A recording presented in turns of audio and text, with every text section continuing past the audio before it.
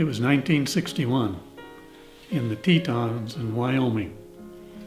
And we were working for the same company at the restaurant at the Coulter Bay Lodge. She was the cashier and I was the general supervisor of the feeding line, the cafeteria line. And so she would total up the totals. If there were any disputes about the food, then she would have to ask me about it, and we would then have to count the cash at the end and balance the day's receipts and send them to the bank. What else you want to say? You actually did quite well. By now it was my third summer of working during the summer months to raise the money for school. And so I had arrived in that area about 2 weeks before Ray came. And at that point, inasmuch as I was, by that time, the head cashier, had responsibility for the monies. So I just graduated and got an associate in science in business. And as a result of that, I had established kind of a spreadsheet of how to do an accounting for the monies so that I made sure that I was in balance every day.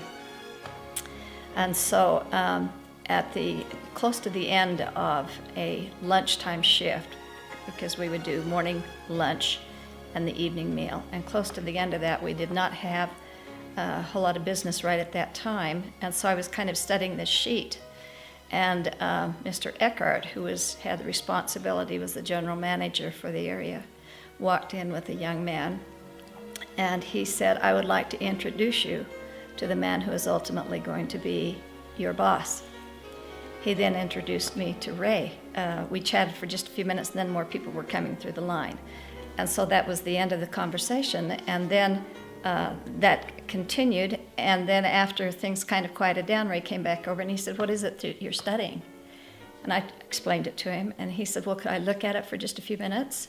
And I said, "Certainly." So he looks at that and he comes back and he said, "This is good, but there is a better way to do it. And tonight I will show you how that is." And I thought, oh good, we're gonna get off real swell here. But as a result, his was a great idea. It was a wonderful idea of how to look at the numbers at the end of every day. If you had a certain number of people that came through the line, then you would average out what a meal would cost so that you would know whether or not anybody was tapping the till. And it was a more accurate way of doing the accounting. And so that kind of continued. So at the end of every day, we had to balance out the cash together. And after about 6 weeks, he said, "Donna," he said, "I would really quite like to kiss you." I said, "You're kidding." He said, "No." But I said, "I can't do that because I would betray a trust. And until you remove the diamond on your finger, I cannot do that.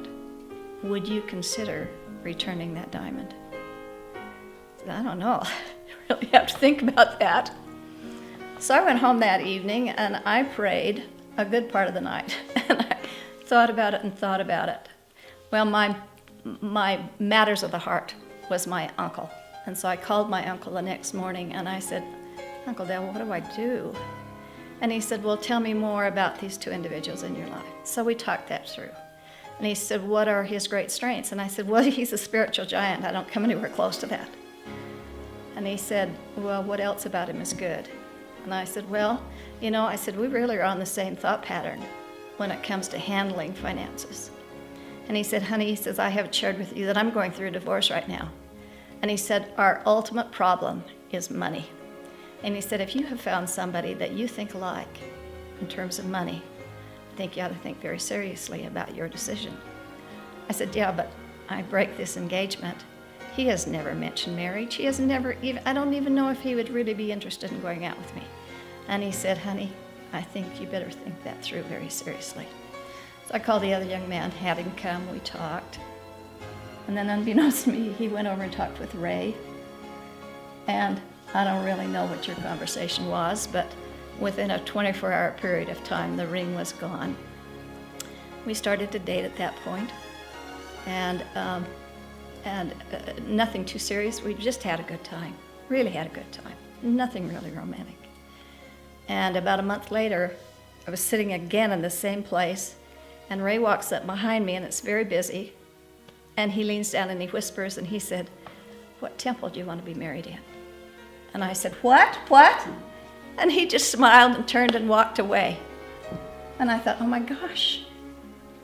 And so about, a week later, we went into Jackson Hole for dinner. Remember that night? Mm-hmm. I was wearing a red dress. The waitress came. The very first thing they brought us was some tomato juice, and she promptly dumped it in my lap. And I thought, oh, wonderful way to start the evening. Anyway, we progressed from there. And so later that evening, we drove back, maybe 40 miles, was it, back to Calder Bay, stopped by Jackson Lake Lodge, and he asked me to marry him. And I was really happy to say yes. And so we worked for another month there, and then came to where my father was in Brigham City, talked to my dad. And then about a week later, we were on Temple Square, and he said, honey, I've got to go take care of some business. I won't be gone long. Why don't you just go through the visitor center, and then I'll come back. So he did, and we walked around more of the Temple Square and stopped in front of the Aaronic priesthood statue. And he asked me again to marry him and gave me a ring. So it was wonderful. We were married on the 15th of November on his birthday, 28th birthday.